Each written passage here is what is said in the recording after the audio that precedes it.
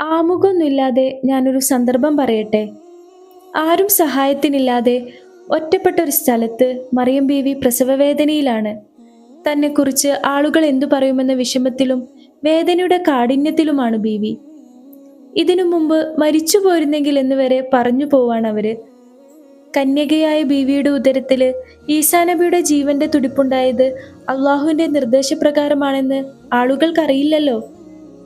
ആ വേദനയില് ക്ഷീണിച്ച ദാഹിച്ച ബീവിയോട് അള്ളാഹു പറഞ്ഞതെന്താണെന്നോ?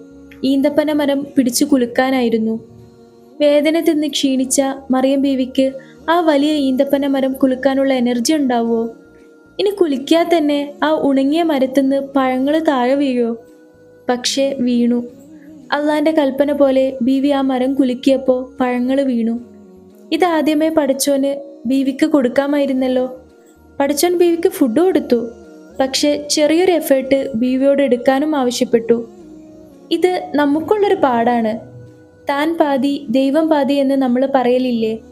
നമ്മൾ ഇടണ ആ എഫേർട്ട് തന്നെയാണ് താൻ പാതി ദൈവം പാതി എന്നതിലെ ദൈവത്തിന്റെ ഭാഗം.